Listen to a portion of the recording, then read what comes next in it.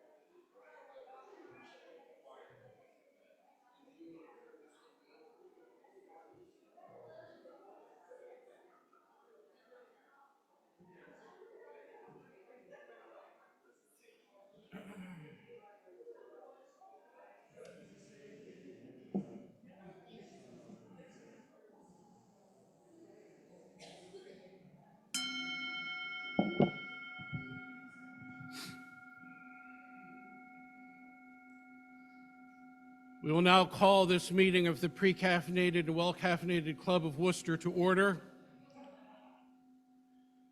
The fact that you all set your clocks ahead says a lot to me. We settle now into a spirit of worship with a moment of quiet to be followed by the music of Being There by Ralph Zermule, played by our music director and pianist, Matthew Johnson. You're also invited at this time to light a silent candle of joy or sorrow.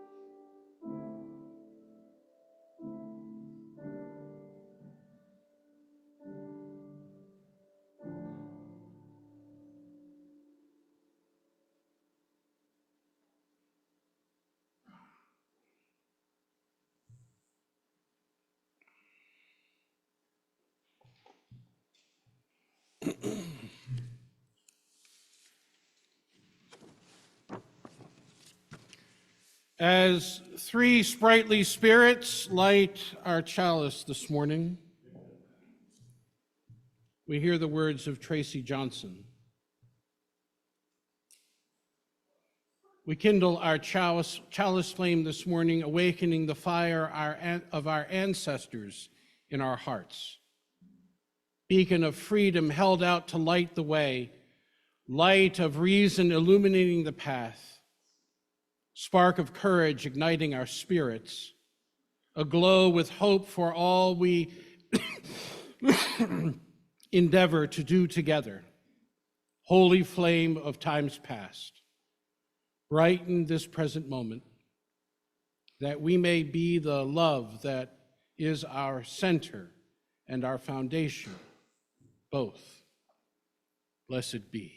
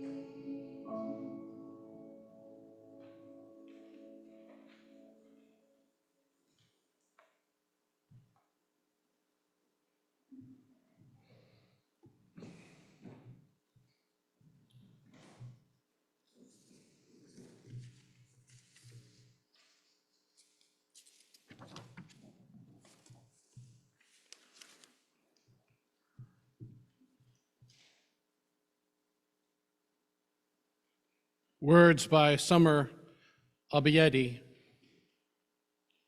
Ramadan. You bathe me in your moonlight as I kiss the ground in gratitude for you. The neighborhood is still. The dreamers, lost in the movies in their minds, have no knowledge of the dawn of the silver of light that gazes towards us, reminding us that hope resides in prayer. My lips drip with the watermelon juices, reddish pink like blood, but sweet like life.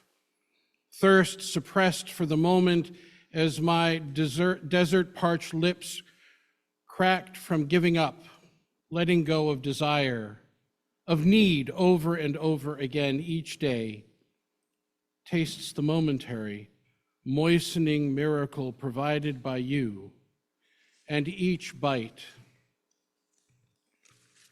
tantalizes my tongue, while the fragrance of date palms tickle my nose, and fronds awaken yearnings once again, and I and you, beloved, and I and you become one. It is as if the breath of cardamom whispers the name we long to know, Allahu, Allahu, Allahu. And my body returns, my heart remembers. And Ramadan, never forgotten, entices me back to love. And I am home once again.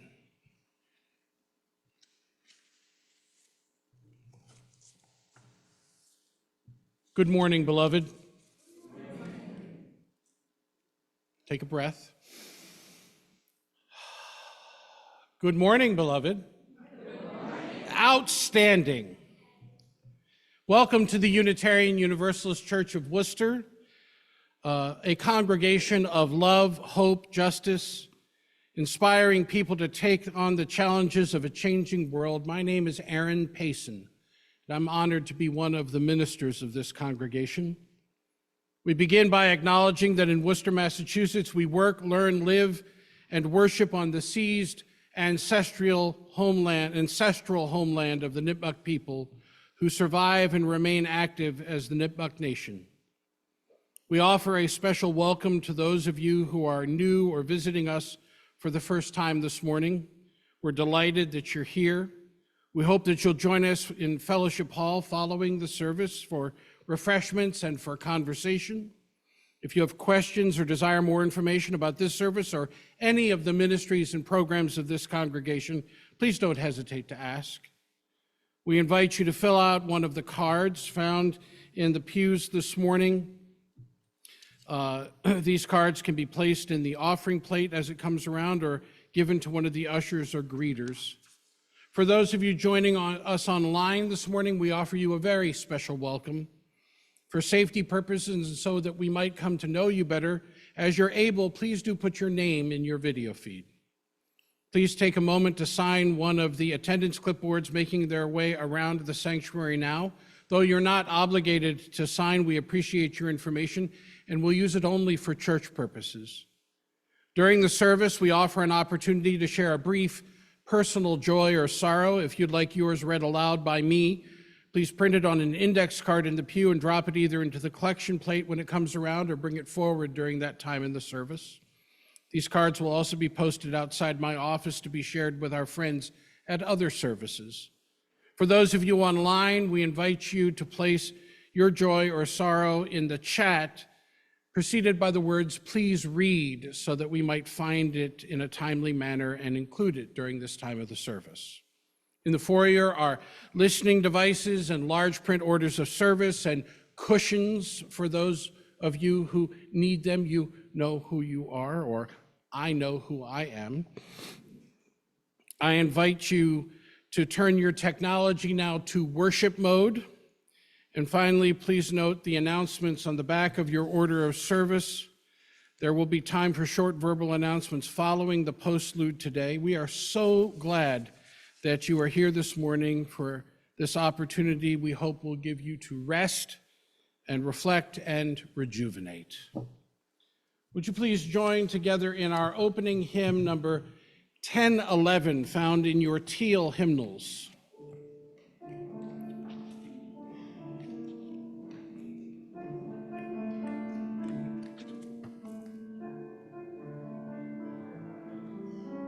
How about you follow along with me for a moment?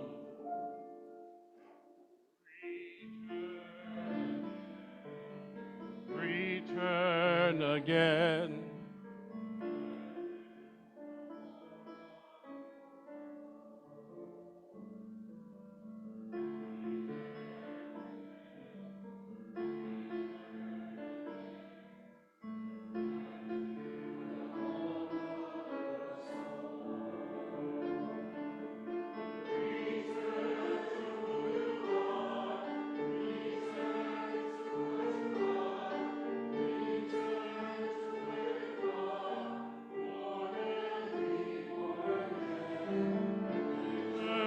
To who you are, return to what you are, return to where you are, born and reborn.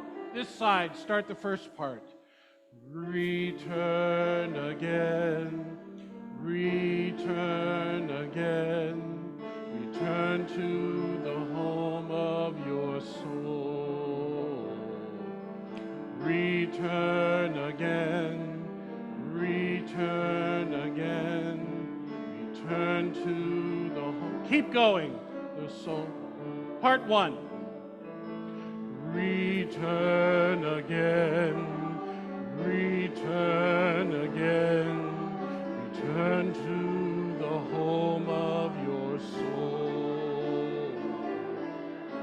Return again, return again. Return to the home of your soul. Keep going. Return to who you are. Return to what you are. Return to where you are. Born and reborn again.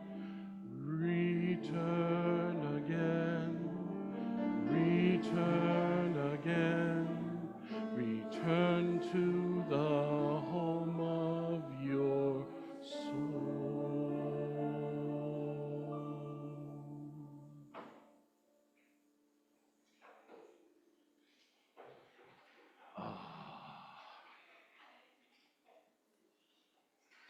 I'd like to invite Rachel Keogh to come forward at this time for our 8th principal moment this month.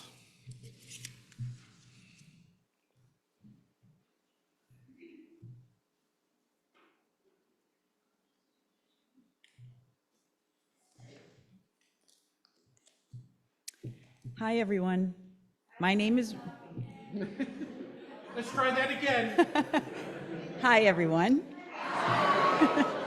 My name is Rachel Keogh, and I am a member of the 8th Principal Task Force.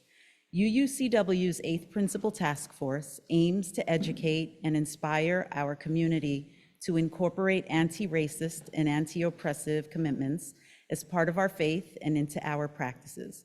The 8th Principal Moment is a monthly opportunity to think more deeply about how racism and oppression manifests in our everyday lives and continue to hold such issues in the forefront of our hearts and minds.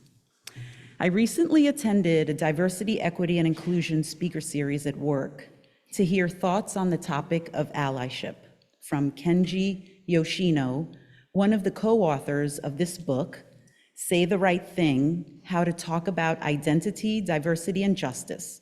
He co-authored this book with David Glasgow. They are both professors of constitutional law at NYU School of Law and directors of the Meltzer Center for Diversity, Inclusion, and Belonging. Kenji discussed how in the current climate of social and political unrest, conversations about identity are becoming more frequent and more difficult. Despite this, he thinks that these conversations don't have to be so overwhelming. What is an ally? What is allyship? The definition Kenji provided is someone who leverages their advantages to help someone who does not have those same advantages, making this a universal and inclusive definition. Kenji explained that as human beings, we all have clusters of advantages and clusters of disadvantages, which is a huge positive feature, making each and every one of us a giver or a recipient of allyship. Where we have an advantage in a particular situation, we can offer allyship. And when we lack those advantages, we can be the recipient of that allyship. So it's not a permanent role that we sit in, but a constant circulating set of energy, where from day to day our roles may change depending on the particular situation that we are in, and does not specifically rely on race, gender, or any particular characteristic. He shared his research on interviewing people of all types of backgrounds, experiences, and professions, and everyone agreed that a culture with allyship is better than one without it. So the question was asked, if allyship is accepted, then why don't we see allyship used more often? Kenji explained how many people are scared to make mistakes in the area of DE&I, and then choose to do nothing in fear of being labeled the source of non-inclusive behavior. Thinking that perhaps doing nothing and saying nothing might be the safest thing to do. However, he explains that silence is not neutrality, but complicity. He illustrates how we should challenge ourselves to think of systemic solutions and not just individual solutions. He provided an example of when he was the source of non-inclusive behavior in a particular situation. He had recently read an article about how male professors were calling on more male students in their classes versus female students, and was afraid that he could be doing the same thing. So he asked his TA, his teacher's assistant, to sit in the back of his classroom to audit his practices. Sure enough, he was doing the same thing and needed a way to fix it. He settled on a systemic change.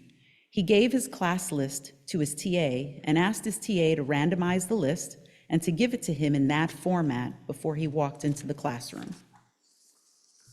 After implementing this new system, the gender bias for that particular situation went away, as confirmed by his TA, who continued to audit him for the entire semester.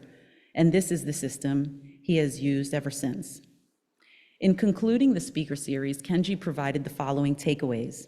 Mind your motives. Allyship can involve a savior impulse. Be an ally because it's the right thing to do, not because you expect to receive praise. Consider whether the affected person wants help by reflecting on their needs or by asking. Even a refusal of help is a win because it reveals you as an ally. Consider whether the affected person wants your proposed form of help. Some help can be patronizing, empty, or counterproductive. If unsure, turn to other allies for input or check with the affected person. Consider systemic solutions, however, be careful. If designed well, systems help people at scale. If designed poorly, they spread harm more widely than individual missteps. I am happy to chat more about this speaker series and share the book during coffee hour. Thanks.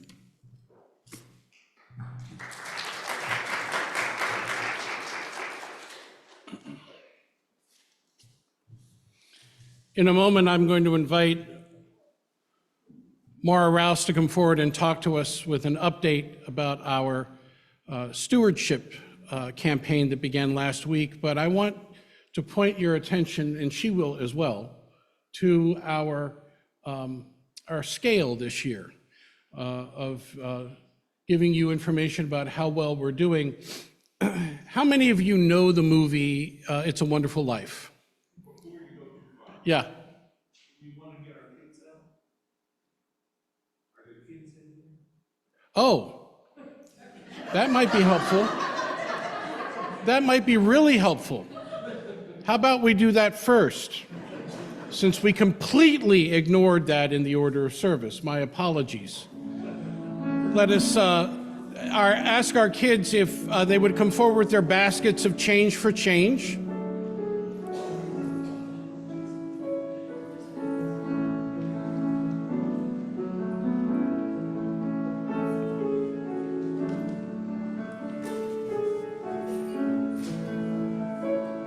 those of you who are new, if you have change you'd like to contribute, please raise your hand and one of our little ones will find you. Our basket bearers, if you will.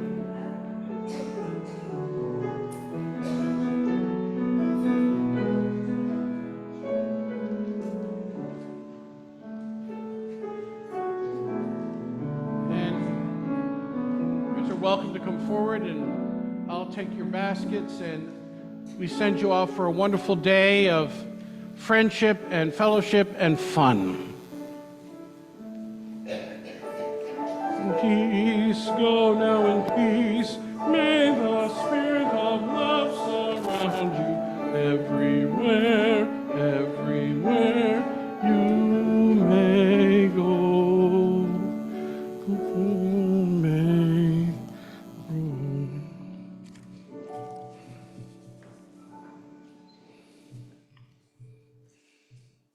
Now that the children have left, we can talk about money. Those of you who know the movie, I hope get the reference to lassoing the moon. In the event that you don't remember that, our reading this morning should remind us of that particular poignant moment in the film. Let's look.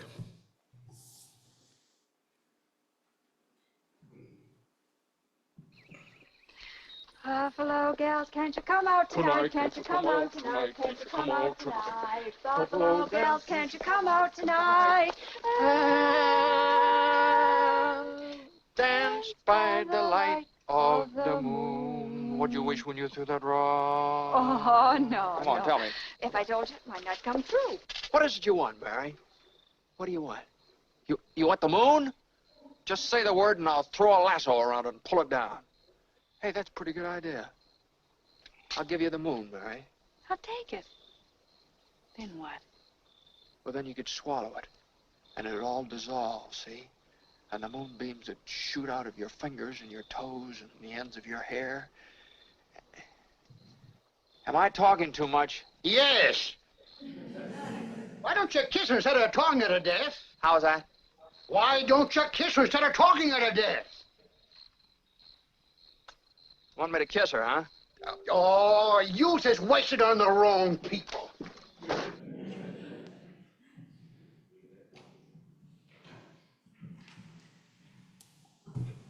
And my name is, as most of you know, Maura Rouse, not Clarence. Last week I got to be Clarence. And we had a lot of fun with the skit, right? And what I'm happy to say is that our outreach and the beginning of our annual pledge drive has had wonderful success. Nancy Baffa has rounded our number up by $286 because we hope that $286 is not too much to make up in the next couple weeks. We're up to $65,000 of pledges having been made for next year. And we do think big. We do wish for the moon, and we have thrown a lasso around it, and we hope you're going to help us pull our way up to that moon.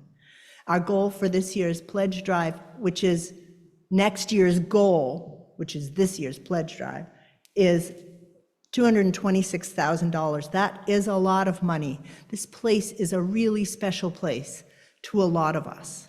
It's like the moon. It shines at night.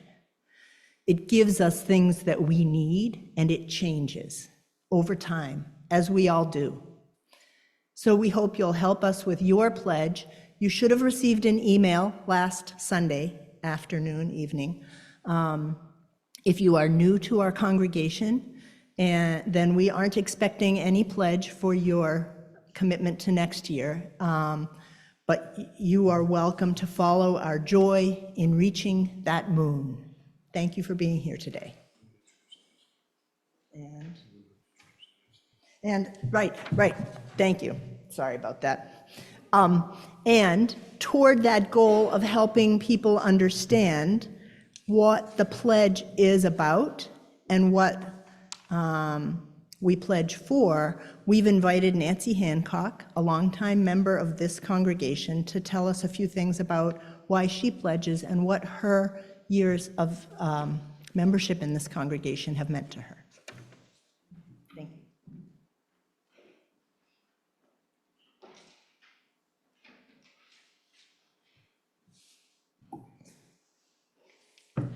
Hi, I haven't spoken in front of the church in a long time, so bear with me, and some of this might be a little repetitive, but that's good. It just gives more bounce to our pledges.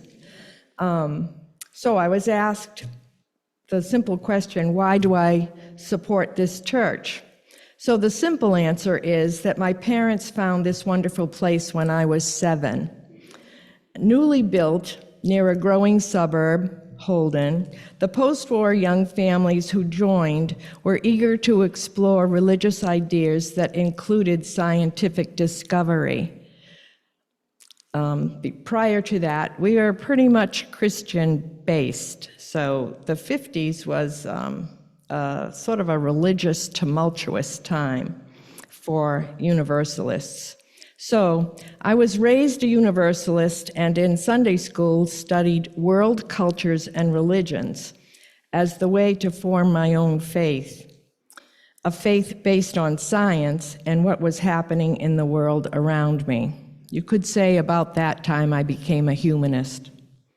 I left church for college and marriage and may never have come back. But again, my parents influenced me to return. After my husband's tour in Vietnam in 1970, we had settled back in the area, and my mother kept talking about new families had joined the church. So by the 70s, the membership had declined, and so these new families were very important to her. Yet the congregation had faith in itself and mission, even though there weren't too many people here, and had called a new young minister, David Miller.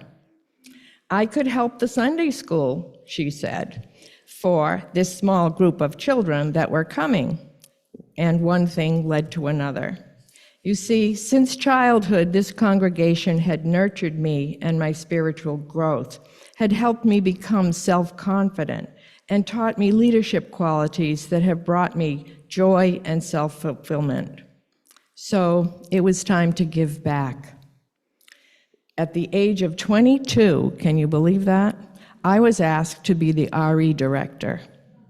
My son became best church buddies with the Miller's son. Membership grew again under David's ministry. Wonderful years passed, decades actually, where I stepped into other roles as fellowship chair, moderator, building and grounds chair, coffee hour co-host, let's see what else. And what I do now, which is organize lunch with the minister and the UU book group. It has been very rewarding. You could say Unitarian Universalism touches my soul. We give voice to the good in community living. We have a spiritual home here that provides us with the freedom to explore and answer for ourselves the great questions of existence. The wonderful thing about us is that we celebrate everyone's search for truth and meaning. Decades ago, I learned the Universalist covenant that begins this way: love is the doctrine of this church and service is its prayer. I have lived my life with this thought as my mantra, so to speak. It encourages us to seek truth and knowledge and freedom, to dwell in peace, to serve human need.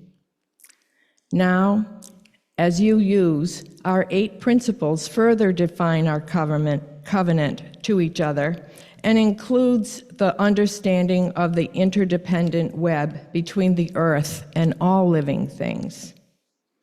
My life here is witness to another wonderful thing. Can you get the theme here? To another wonderful thing about our community. Unitarian Universalism meets the challenges of a changing world and evolves accordingly. As a church community, we are welcome here for our entire lives. There is spiritual sustenance, friendship, and celebration at every age. This especially is important to me now that I have gray hair and a wrinkle here and there, and for my mother, who's the oldest member of this church, as many of you know. So far, I've talked about why I am a UU, and what keeps me active here. But now comes to the important part, the financial support that I give and why I give it. Our staff, this building, the UU denominational support we receive are as important as the spiritual sustenance we receive.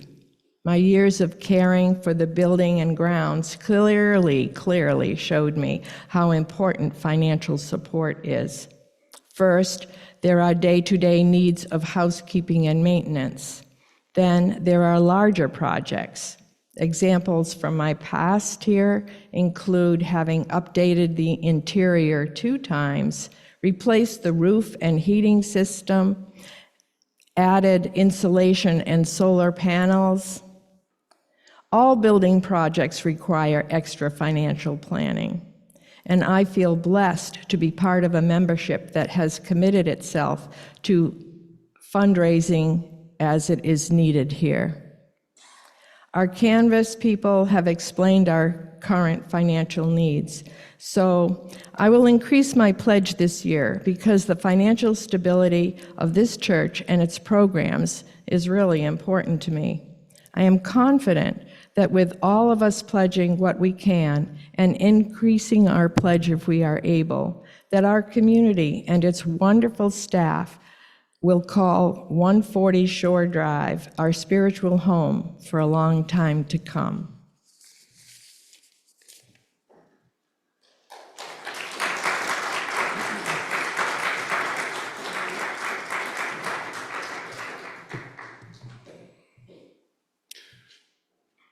And now we come to that time in our service when we're given an opportunity to share what is symbolic of our values and what we think is wonderful about the world and our relationship to it, and opportunity for us to personally continue to support the mission and ministry of this congregation in the form of an offering. So I invite you to participate in the offering in the way that is most meaningful to you. For those of you who are online, you're welcome to participate digitally, or for those here who would prefer to participate digitally, you can text 508-231-5335 and donate there as well. This time the morning offering will be received.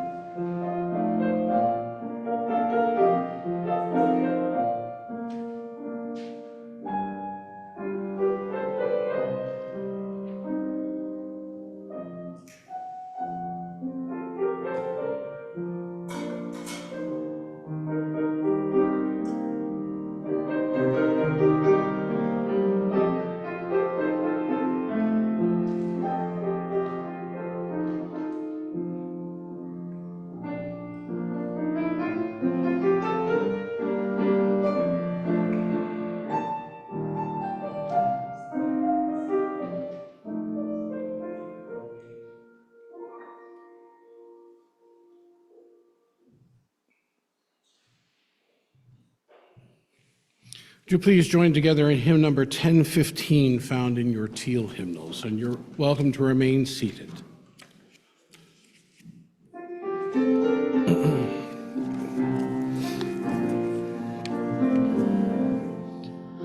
Though days be dark with storms and burdens weigh my heart,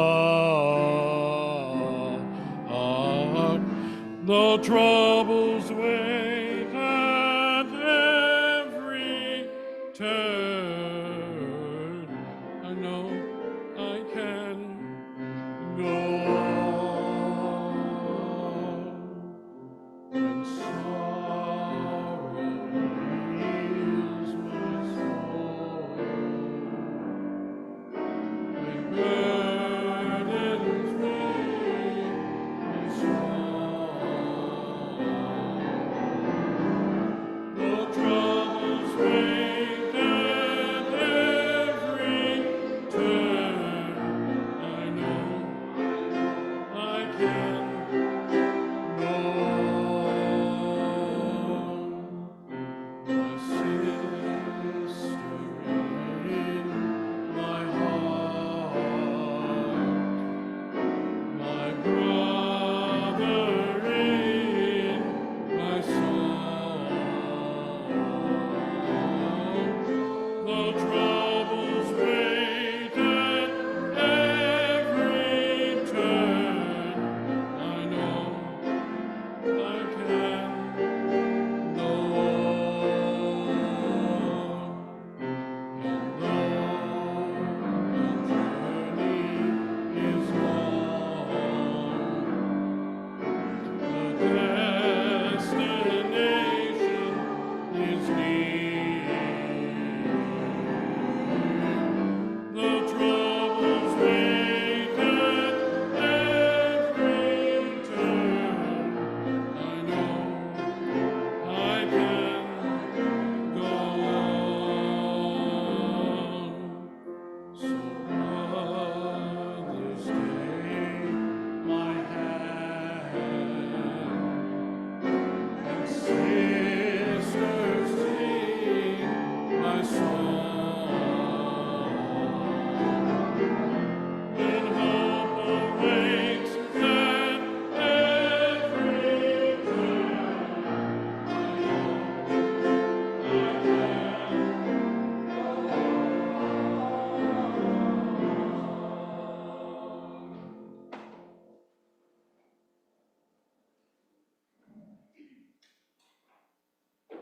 Now we come to that time in our service when we're given an opportunity to share that which is deepest in our hearts, or most profoundly on our minds, or in the work of our hands in the days that have transpired or in the prospect of days to come.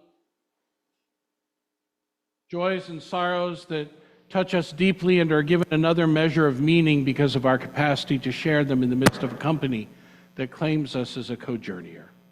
So I invite those of you who have joys or sorrows this day to form lines on either side of the sanctuary, to come and speak briefly into the microphone, telling us first who you are so that those using our auditory enhancement devices might also participate in this important ritual, and then to light a candle if you so desire. And once again, if you're online and you would like to share a joy or sorrow, please do put it in the chat preceded by the words, "Please read," so that we can find it in a timely fashion and include it in this portion of the service. Are there joys or sorrows to be shared this day? My name is Linda Orcutt. I have lived since 2008 in a Columbus Park neighborhood in Worcester here. We meet, our neighborhood group meets every month. We always have an officer present who goes down the list, and up until last Tuesday, there has never, ever, ever been a serious crime. I was upstairs in one of my upstairs room when I heard the shots last Tuesday. The news coverage that night was spotty, and when I was returning home from work Wednesday, Channel 4 was there and said that the mother and 11-year-old daughter did not make it. It's never again in my neighborhood or anywhere, that we all feel safe. We can walk our dogs in peace. We can have our kids playing in the street in peace.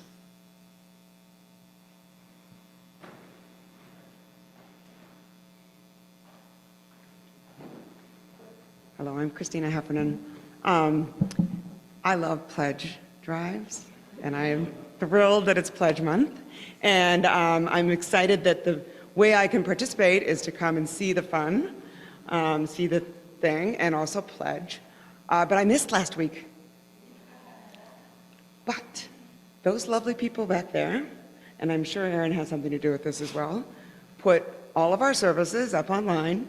So this morning, went to the website, clicked on services, last week was there, watched the video, so it's there for you to see as well. So if you have any fear of missing out and you weren't here last week, you can see the lovely things that happened, and I did that. And then my form of service and worship mode is to kind of have my phone out. And so I pledged this morning, made it happen, and I do what Maura tells me to do. She said, up your pledge by 7%. I did that, rounded up, we're all set. So everyone should pledge. Let's be clear, worship mode is interpreted differently by different people, right? There is a certain generation for whom that means turn all technology off. There's another generation that requires that the technology at that moment be turned on, and a further generation that not only wants it on, but is actively using it while the experience is occurring. You know who you are.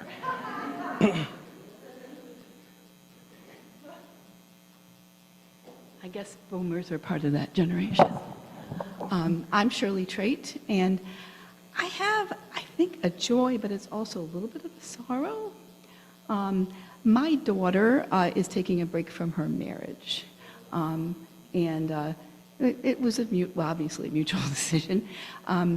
So that's a little bit of a sorrow, but the joy is that she has temporarily moved in with my husband and I. We have a illegal, don't tell anybody, apartment in our, and the joy is that, you know, getting to spend some more time with my daughter, which I really haven't been able to do in the last years. I wish me luck, my husband luck, at treating her like a 33-year-old, not like the 18 or 19-year-old that she was when she last lived with us. So I may actually try to get her to come to church, but maybe not. I don't know. We'll see.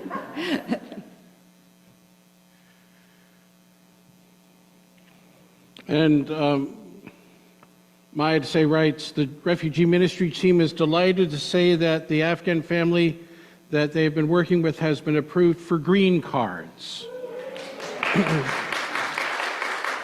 which is wonderful news. She also writes, housing and other immigration challenges still persist. You want to talk to Maya for more info. Where is Maya in this moment? She's back, way back in the, all right. Just see the window back there? That's Maya. Excellent. Let us be in the spirit of prayer and meditation.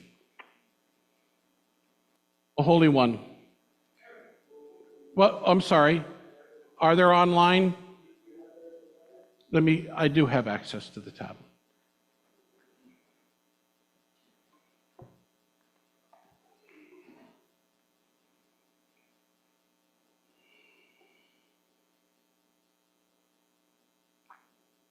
Barry Brigham writes, I'm sitting in the pew at the back of the church at Provincetown Unitarian Universalist.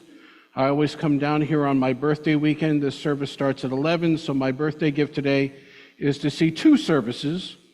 Wonderful to be greeted by a church friends down here.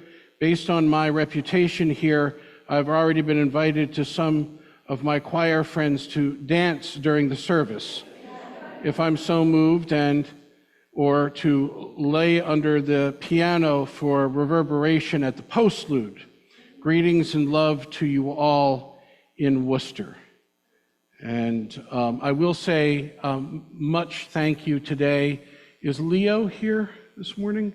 So Leo and Barry and I went over to the city of Worcester, who gifted this congregation with 4 almost brand new benches and moved them. So outside in the garden are 4 black steel benches that we will be anchoring in some fashion in the coming weeks, but there are places for people to sit now in our gardens, and that's tremendous news. And my thanks to Barry and to Leo for making that happen. Of course, we all needed to have massage therapy, and physical therapy afterwards. Barry was never. Let us be in the spirit of prayer and meditation. Spirit of life, we come to you today with deep sadness in our heart and thoughts of love to surround the Nunez family, to remember the cherished existence of Chastity and her daughter, to surround the community of Columbus Park with all manner of support as they adjust to this reality that is so hard and harsh. We are mindful this day of all of the good things that have come to us as well, for green cards and for surrounding those who are in transition and who are striving to find place again, to remember our capacity to participate in the building of community and all that we are capable of bringing to that effort, for the time that we have with each other on days like this when sleep seems too short. Might we be mindful that the Spirit is strong, and so is the love in this place. Help us to remember our capacity for that very thing now and always. Amen. And blessed be.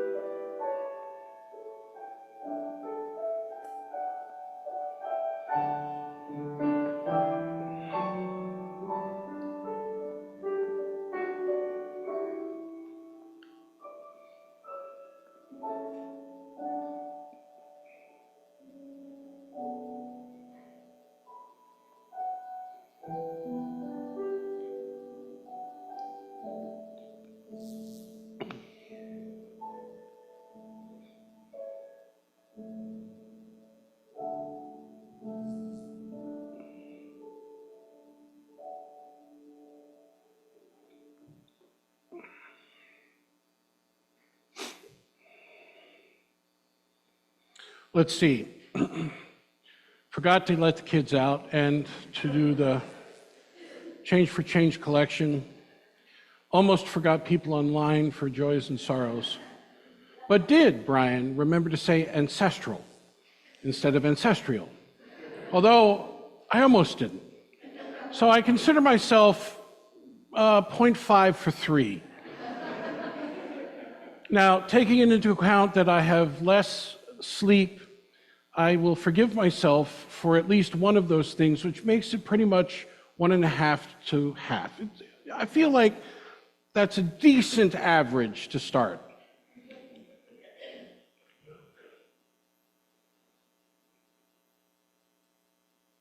I confess that I come to you today with a topic that I didn't know much about, but became excited to learn. And, when I get excited to learn, that means buying books.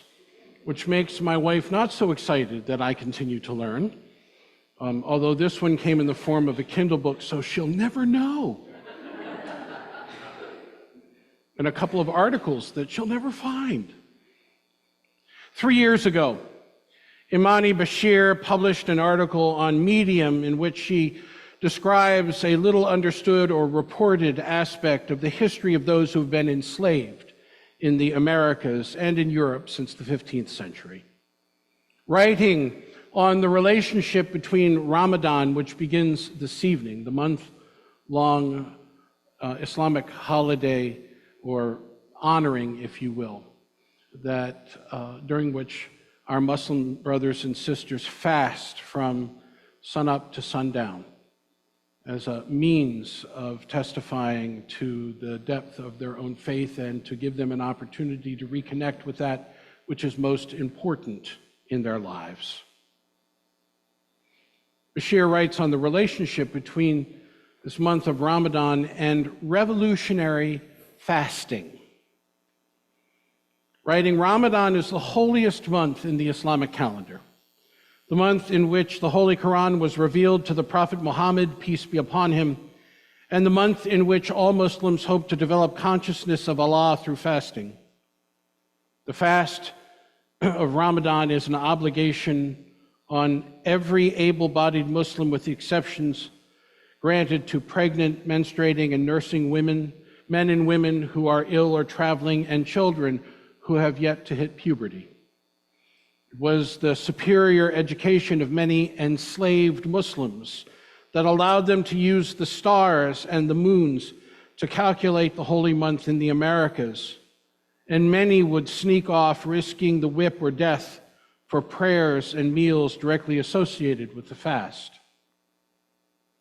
She continues, fasting during the month of Ramadan became part and parcel of the perpetual struggle of enslaved Africans to retain their culture in the face of slavery's brutality, and often became one of the many mechanisms of resistance. Although mainstream media configures Islam as a newfound concept in the Americas, its historical roots run earlier than the transatlantic slave trade and deeper than the current immigrant Muslim population. What is seldom discussed, she writes, or recognized, is the impact that Islamic culture had on the New World, and especially the institution of slavery. It's a well-known historic fact that nearly 1/3 of those victims of the transatlantic slave trade were Muslims. This fact is at the heart of any number of historical accounts which are now making their way into the mainstream for the past 25 years. Sylvanie Diouf's The Servants of Allah recounts the Middle Passage and enslavement were not an equalizing process that regurgitated a mass of men, women, and children with a set of similar attitudes and behaviors intended to help survival. Besides the realities of American slavery, the personal stories of the Africans, their ethnocultural backgrounds, their religions, and how and why they were deported constituted major criteria that defined and conditioned their new existence.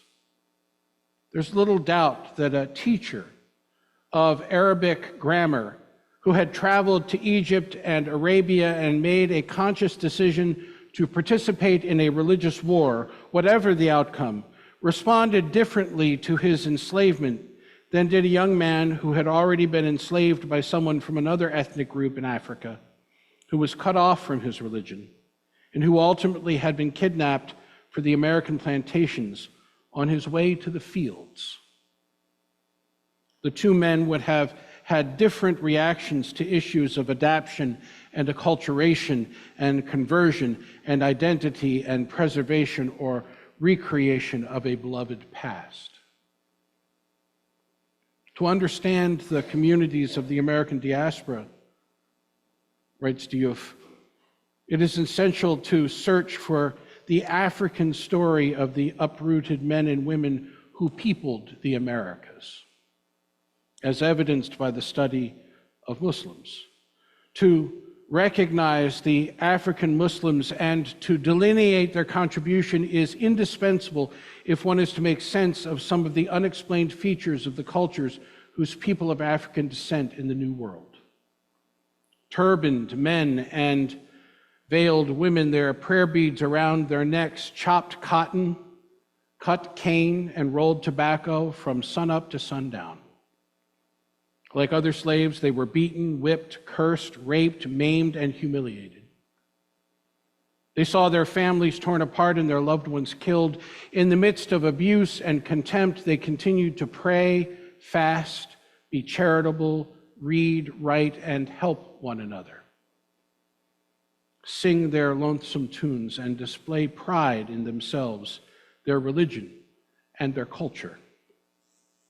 The African Muslims may have been in the Americas the slaves of Christian masters, but their minds were free. They were the servants of Allah. This morning, as we honor the onset of the month of Ramadan in solidarity with our Muslim neighbors and friends, we turn to this history and ask, what are those things that are essential to our own faith that we would be willing to risk our lives in order to maintain fidelity with? Fidelity with our deepest truths. Consider Bashir's accounting of the practice of spiritual rebellion. Writing historian Amir Webb, author of Musa, Mansa, and Mali, writes that Muslims who defiantly refused to give up Islamic practices, including fasting, were abundant. For example, a Muslim slave in Jamaica named Mohammed Kaaba feigned illness whenever he wished to preserve the fast. Another black Muslim pioneer enslaved in the United States, a Senegalese scholar, Omar bin Said, observed the fast of Ramadan in open defiance of prevailing Protestant religious indoctrination of slaves, and even wrote his own autobiography in Arabic. Muslims in Georgia observed the fast by giving rice cakes to other slaves, which became known as saraka to non-Muslims, affectionately derived from the Arabic word and Islamic principle of charity for feeding the hungry called sadiq, or non-obligatory charity. Feeding the hungry is part of the Islamic tradition for those unable to observe the requirements of a formal fast. Margareta Rosa, a Princeton University scholar, is reported to have found evidence of Muslims praying and observing the fast while enslaved. Rosa's research encompassed the enslaved Muslims in the South American country of Brazil and showed that the enslaved Muslims had greater visibility due to their practices, including giving zakat, mandatory alms, to poorer slaves, which made them. To fast, reports Bashir and Diouf, enslaved Muslims would often sneak away to congregate together for prayer and teaching and learning. Such gatherings were also a place out of which many a revolt was born. Diouf note that in 1522, Spain passed a number of edicts banning the importation of Muslims into the New World after a number of slave revolts rocked places like the Dominican Republic. In Haiti, a Muslim named Duddy Balkman led a similar revolt in 1791. Furthermore, Bashir writes, fasting helped the Muslims maintain a sense of connection to their culture and their God and themselves under slavery's tyranny. Although often done in secret, the practice was part of the ongoing battle for human dignity that enslaved Muslims were determined to win. This seemingly small act has to be understood in light of the full picture of Muslim resistance to slavery. Any picture of a slave auction demonstrates how dehumanizing the process was.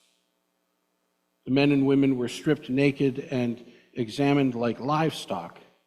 However, once on the plantation, Muslim men and women immediately created loose-fitting clothing from the rags and the blankets they received, while the women immediately resorted to head coverings and wrappings that seemingly went unnoticed as cultural and religious acts of defiance by Muslims. Weeks after the death of Russian opposition leader Alexei Navalny, the idea of fasting as an act of rebellion is illumined again as an act of defiance and nonviolent resistance. Such resistance has a long history. Observed, for instance, in pre-Christian Ireland, where it was known as trocha. Views vary concerning the practice from those who note that the fast was often carried out on the doorstep of the home of those who had offended. Scholars speculate that this was due to the high importance culture placed on hospitality, allowing a person to die at one's doorstep for a wrong which one was accused of was considered a great dishonor. Others say that the practice was to fast for one whole night, as there is no evidence of people fasting to death in pre-Christian Ireland. The fasts were primarily undertaken to recover debts or get justice for a perceived wrong. Makes one think again about those who are hungry at our borders. This type of protest was banned in many places. In India, it was banned in 1861.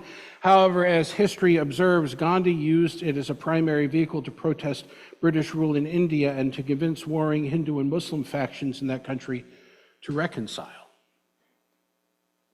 While one might argue that there is a difference between fasting as an act of defiance and fasting as an act of spiritual discipline, I would suggest that both are based on the maintenance of spiritual integrity in the face of forces which otherwise threaten the spiritual, if not the physical, psychological, and emotional well-being of those who practice it. Judaism and Christianity both include important fasting practices as a means to prepare for the holiest days in the Hebraic and the Christian calendars. We are in the time of Lent in preparation for Easter, which apparently is coming all too early this year. And for many who have grown up in various Christian contexts, Lent was an opportunity to give something up. Any of you ever do that? What did you give up, Matt?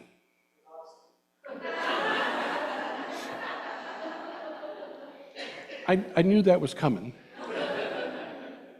How about the rest of you? What did you give up during your time? Huh? I can't. Chocolate? You went vegan one year.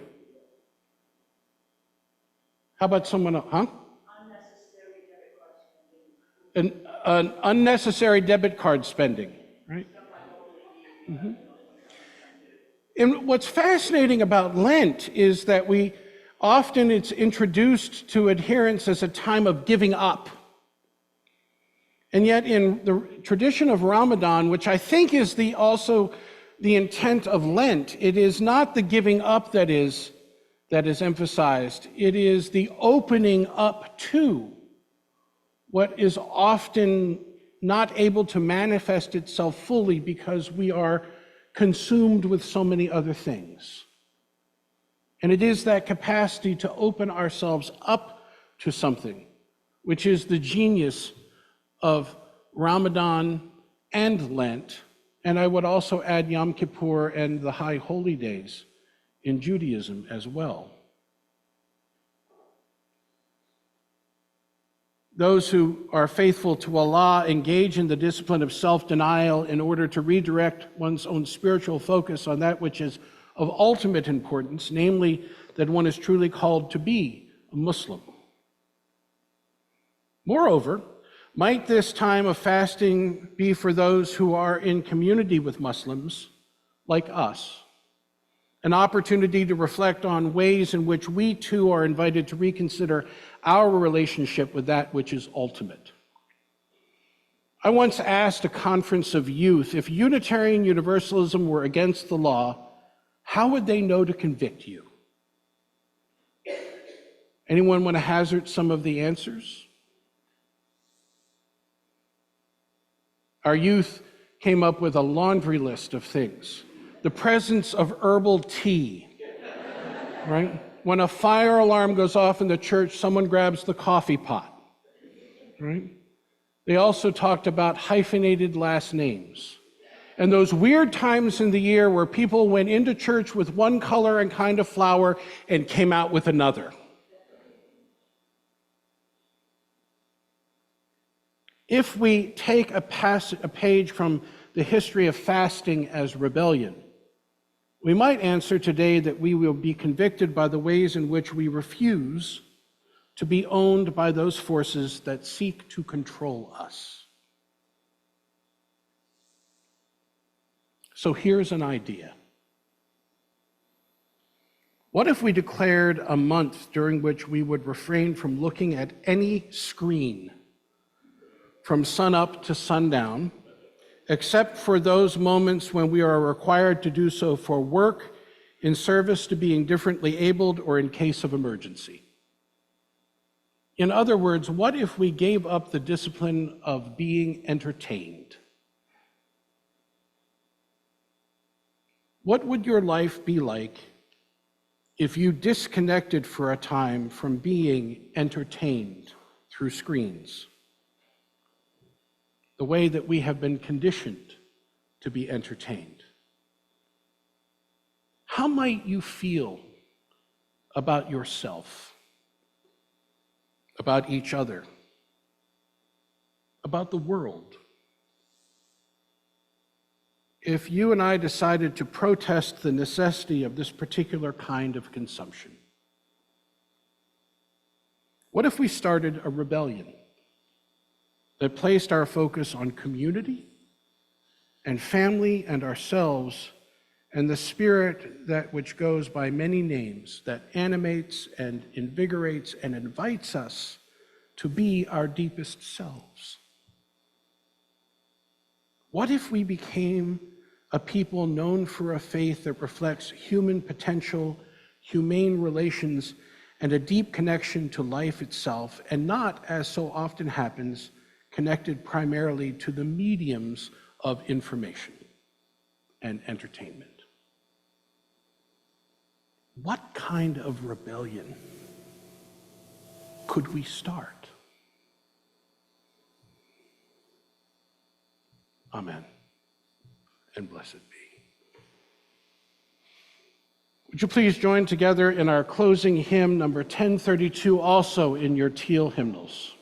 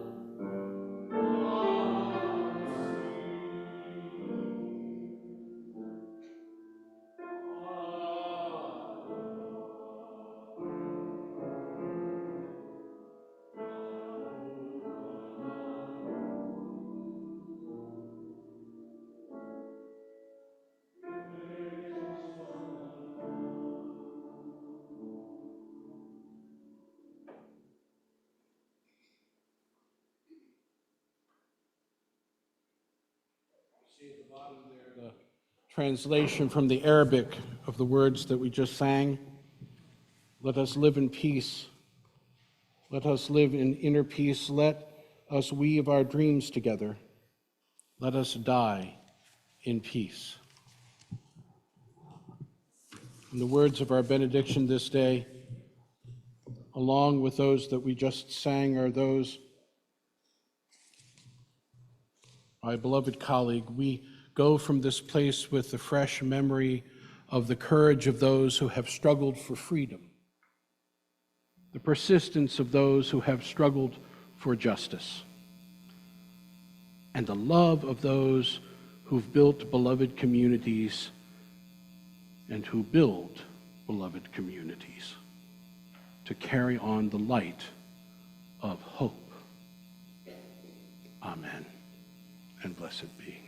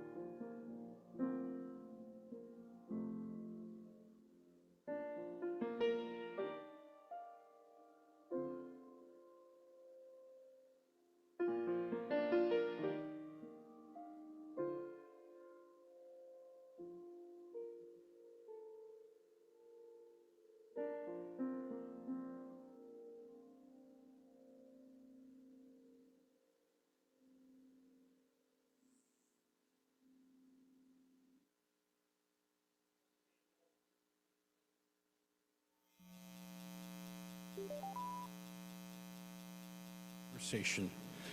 Are there any short announcements to be made at this time?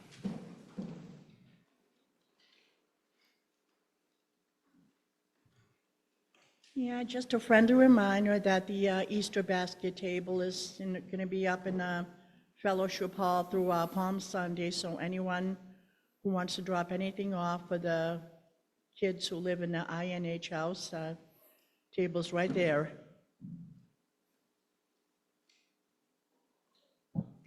So next Sunday, if you had the opportunity to bid in the auction this past year, you see there was an ice cream social up for bid, and Maya was the winning bid. So next Sunday, myself, my husband, and my daughter and I will all be serving you ice cream sundaes. I hope you can come.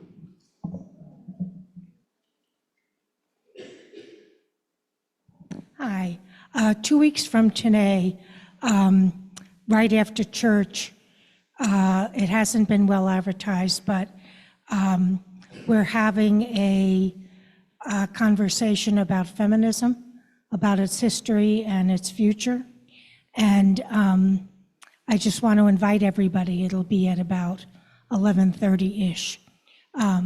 So anyway, just wanted to let you know that happened. I hope to get it advertised a little bit better in the next 2 weeks. Thank you. May yours be a wondrous and wonderful week.